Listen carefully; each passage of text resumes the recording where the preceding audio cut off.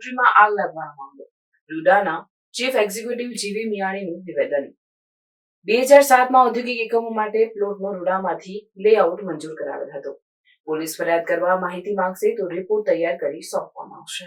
ગઈકાલે આણંદ પર નવાગામ ખાતે જેકે ઇન્ડસ્ટ્રીઝ છે એમની અંદર આગની દુર્ઘટના બનેલી હતી. એમની તપાસ કરતાં જાણવા મળેલ છે કે એ લોકોએ 2007ની અંદર અહીંયાથી લેઆઉટ રૂડામાંથી લેઆઉટ મંજૂર કરાવેલ હતો. ત્યારબાદ કોઈપણ પ્રકારની વિકાસ પરવાનગી કે બાંધકામ બિલ્ડિંગ યુનિટ યુઝ પરવાનગી કોઈપણ પ્રકારની મંજૂરીઓ લેવામાં આવેલ નથી. જેથી તેમના વિરુદ્ધ અમે કાયદેસરની કાર્યવાહી નોટિસ આપી છે અને કાયદેસરની કાર્યવાહી એમના વિરુદ્ધ કરવામાં આવશે. કેટલા વર્ષથી આ પરવાનગી વગર આ ફેક્ટરી ધમધમતી? 2007માં અમારી પાસેથી એ લોકો લેઆઉટ મંજૂર કરાવી ગયેલા હતા. ત્યારબાદની કોઈપણ પ્રકારની ડોક્યુમેન્ટ્સ કે કોઈપણ પ્રકારની રૂડાની અંદર કોઈ કાગળ કે કોઈપણ પ્રકારનું ડોક્યુમેન્ટ રજૂ થયું. હા, એ મંજૂરી જ લીધેલી નથી એટલે સંપૂર્ણપણે ગેરકાયદેસર છે.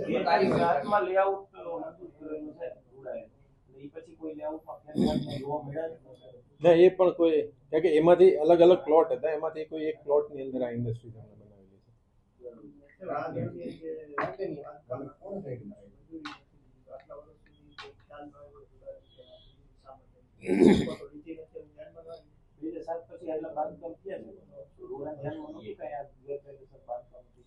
નહીં. ફિલ્ડમાં વિઝિટમાં ટીમ જતી હોય છે, પણ આ જનરલી એવું હોય છે કે જે તે ડેવલપર્સ છે એમણે જે તે સંસ્થા પાસે મંજૂરી લેવાની હોય છે. જો અમારા ધ્યાનમાં આવી ગયેલું હોય તો એડવાન્સમાં જ અમે એમને કાયદેસરની કાર્યવાહી કરીને બંધ કરાવી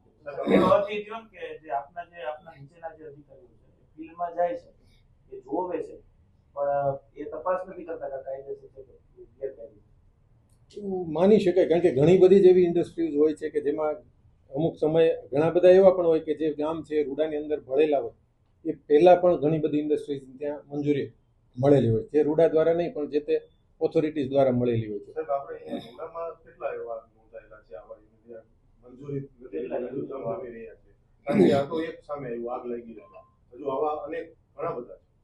એ અમે ચકાસણી કરાવીએ છીએ હવે, કારણ કે અત્યારે અમારી પાસે એવો કોઈ ડેટા છે ને એટલે અમે ચકાસણી કરાવીને હવે દરેક જેવા એવા યુનિટો ધ્યાનમાં આવશે એમના વિરુદ્ધ કાર્યો કાયદેસર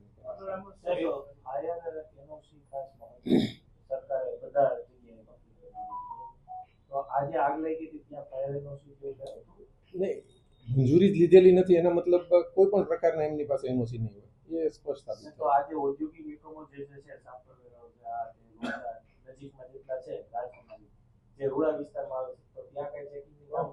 હા, એમની પણ એક યુનિટને અમે લિસ્ટ બનાવીને હવે ચેકિંગની કામગીરી હાથ ધરશું. અને એમની પાસે વધારાનું બાંધકામ છે કે કેમ, એમની પાસે બીજા એનઓસી લીધેલા છે કે નહીં. ઘણી બધા એવા યુનિટો છે કે જે રૂડામાં ભળેલો, જે વિસ્તાર રૂડામાં ભળેલો એ પહેલાના યુનિટો હશે અને ત્યાં મંજૂરી મળેલી હશે, તો એમની પણ અમે વિગતવાર ચકાસણી કરી અને કાયદેસર. દર વખતે આપણે ખાતે આગ લાગે એટલે ત્યાં ફેક્ટરી માલિકો એમ કહેતા હોય કે અમે ભાઈ ફાયર એનઓસી નીતિ નિયમ મુજબ લીધેલા હોય. ખરેખર નિયમ શું હોય છે ફેક્ટરી એક્ટમાં? કેવા પ્રકારના નિયમ હોય? ફાયર એનઓસી લઈને હોય છે, ફાયર સેફ્ટીના સાધનો, એ સાધનો હાલતા ન હોય. એ તમને વિગતવાર તો ચીફ ફાયર ઓફિસર જ જણાવી શકે. કારણ કે અમારે જ્યારે અમે મંજૂરી આપીએ છીએ ત્યારે એમની સાથે ફાયર એનઓસી જોડેલું હોય એ અમે ચેક કરીને ત્યારબાદ મંજૂરી આપીએ.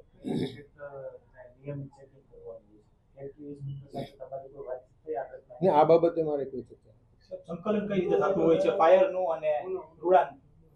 જનરલી કોઈ પણ ડેવલપર્સ છે મંજૂરી માટે જ્યારે આવે છે રૂડામાં ત્યારે અહીંયાથી એ આઈધર અમે અહીંયાથી ફાયર એનઓસી માટે એમને ક્વેરી આપીએ છીએ કે ભાઈ તમારી જે ફાઇલ છે એની અંદર ફાયર એનઓસી જોડેલું નથી, અને જો ફાયર એનઓસી જોડેલું હોય તો અમે એનું વેરિફિકેશન કરીએ છીએ અને ત્યારબાદ મંજૂરી આપતા હોઈએ છીએ.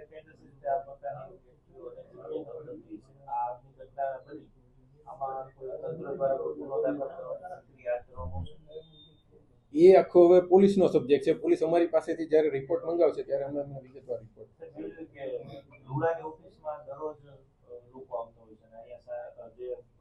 અધિકારીઓમાં કામ કરતા જે રીતના આગની ઘટનાઓ બને છે ફાયર સેફ્ટીના સાધનોની વાત કરી, આપણે પણ ફાયર સેફ્ટીના સાધનો છે પણ એક્સપાયર થયેલા છે, તો આને લઈ અને કોઈ રૂડાની ઓફિસમાં કોઈ કાર્યવાહી? હા, એ અમે ગયા વર્ષે જ આમ તો રિન્યુ કરાવેલા હતા. તમે ધ્યાન દોરેલું છે, અમે ચેક કરાવી લઈએ છીએ. કારણ કે અમારે આખી જ એક ફાયરની આખી નવી સિસ્ટમ સેટ કરવા માટેની અત્યારે ટેન્ડર પ્રોસેસ પણ થઈ ગઈ છે રૂડા ઓફિસની.